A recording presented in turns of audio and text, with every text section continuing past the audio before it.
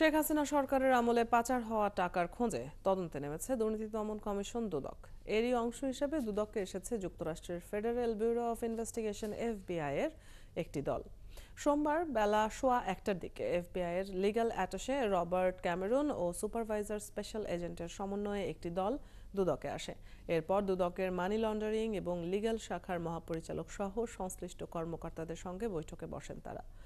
Money laundering সংক্রান্ত কার্যক্রম, আইন ও পাচার হওয়া টাকা ফেরাতে এফবিআই এর সহযোগিতা এবং যৌথ টাস্ক ফোর্স নিয়ে আলোচনা হবার কথা রয়েছে। এছাড়াও পাচার হওয়া টাকা ফিরিয়ে আনতে দুদকের সঙ্গে এফবিআই সহ একাধিক বিদেশি আইন প্রয়োগকারী সংস্থার যোগাযোগ চলছে।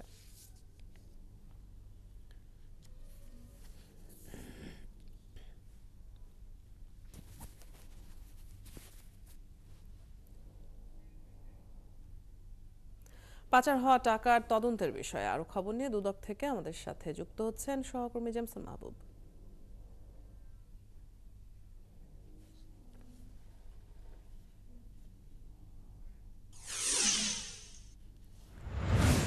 জেমসন, এফবিআই এর কতজন সদস্য দুদকে এসেছেন? দুদক কর্মকর্তাদের সাথে তাদের বৈঠকটি এখন কোন পর্যায়ে আছে, কিংবা এখন পর্যন্ত কি কি আলোচনা হয়েছে সে বিষয়ে কোনো ধারণা পেয়েছেন কিনা?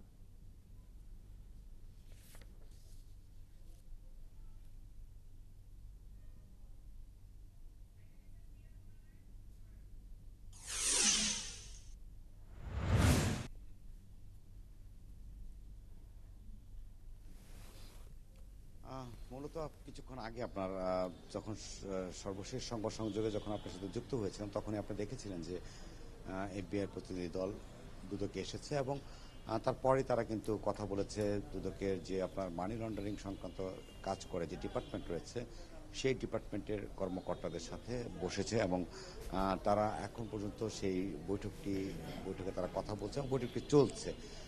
আসলে এই বৈঠকটি বিষয়টি আপনার যে যে এই বৈঠকটি আসলে মূলত রয়েছে যে আপনার যে মানি লন্ডারিং আপনারা জানেন যে বিগত আওয়ামী লীগ সরকারের আমলে প্রায় 18.5 লক্ষ কোটি টাকা পাচারের একটি তথ্য কিন্তু বিভিন্ন গবেষণা কিংবা বিভিন্ন প্রতিষ্ঠানের তথ্য উপাত্ত পর্যালোচনা করে তারা কিন্তু এই তথ্যটি পেয়েছে।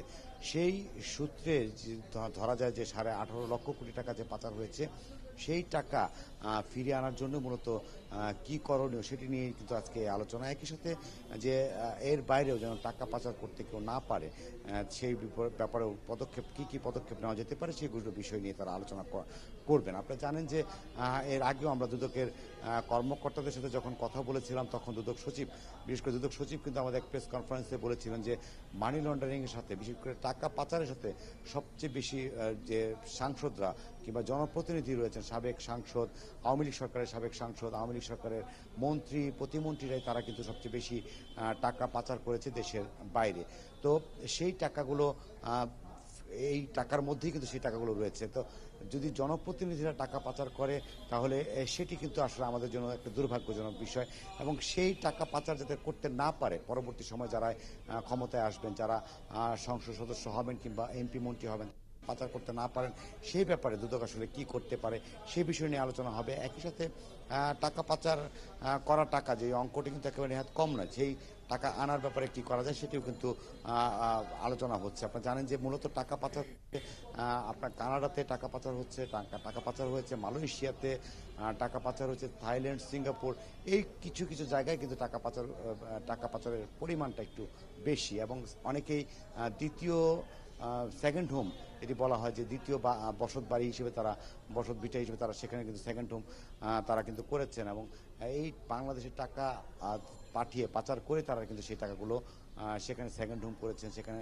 বিভিন্ন ব্যবসা প্রতিষ্ঠানে সম্পৃক্ত হয়েছেন, বিভিন্ন আপনার সম্পদ তারা সেখানে কিন্তু ক্রয় করেছেন। তো সেই সব বিষয়গুলো রোধকল্পে কি করা যায়, কি করণীয় হতে পারে দুদকের পক্ষ থেকে বলা হবে যে আমাদের আইনের মধ্যে কি রয়েছে, আইনে কি ব্যবস্থা নিতে পারবেন এবং এফবিআই কতটুকু সহযোগিতা করবেন। দুজনের সম্মিলিত সহযোগিতার মধ্যে আসলে মধ্যেই এই টাকা পাচার রোধের হয়তো একটা কর্মপন্থা বেরিয়ে আসবে বলে আমরা জানতে আশা করছি। জেমসন, আপনি খোঁজ খবর রাখছেন, অনেক ধন্যবাদ সবশেষ খবরগুলো নিয়ে আমাদের সাথে যুক্ত হবার জন্য।